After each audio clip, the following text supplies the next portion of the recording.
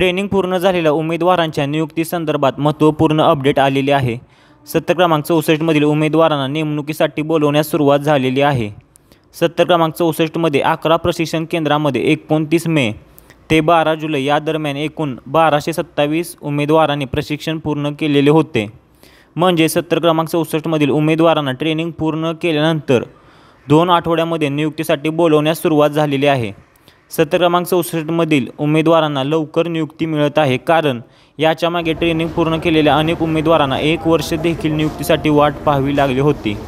सत्र क्रमांक 64 मधील उमेदवारांची गुणवत्ता यादी देखील प्रसिद्ध करण्यात आलेली आहे। ट्रेनिंगमध्ये घेण्यात आलेल्या आंतरवर्ग आणि बाह्यवर्ग परीक्षेच्या आधारावर गुणवत्ता यादी तयार करण्यात येते। 200 गुणांच्या आधारे प्राधान्यक्रमानुसारच उमेदवारांना नियुक्तीसाठी बोलवण्यात येते।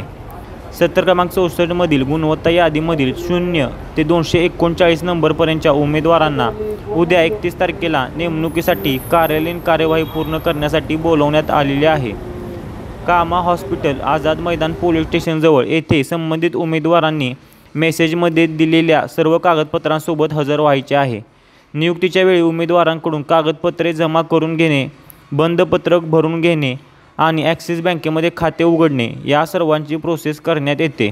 संबंधित उमेदवारांना ट्रेनिंगसाठी हजर होताना जे चारित्र्य पडताळणी प्रमाणपत्र काढले होते ते चारित्र्य प्रमाणपत्र सोबत घेऊन जावयाचे आहे। अनेक उमेदवारांना SMS जात नाहीत। ज्या उमेदवारांनी सत्र क्रमांक 64 मध्ये ट्रेनिंग पूर्ण केलेले आहे आणि गुणवत्ता यादीमध्ये त्यांचा नंबर 0 ते 239 या दरम्यान आहे, ते उमेदवार उद्या नियुक्तीसाठी हजर राहू शकतात। गुणवत्ता यादीमध्ये 239 नंबरच्या वरील उमेदवारांनी हजर राहू नका।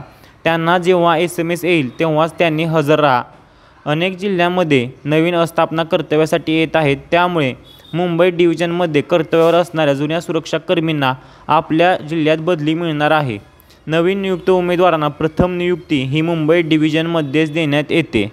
उद्या नियुक्तीसाठी हजर राहणाऱ्या उमेदवारांना आस्थापना देण्यात येईल किंवा त्यांचा व्हॉट्सअप ग्रुप तयार करून त्यावर नियुक्तीची PDF भविष्यात टाकण्यात येईल।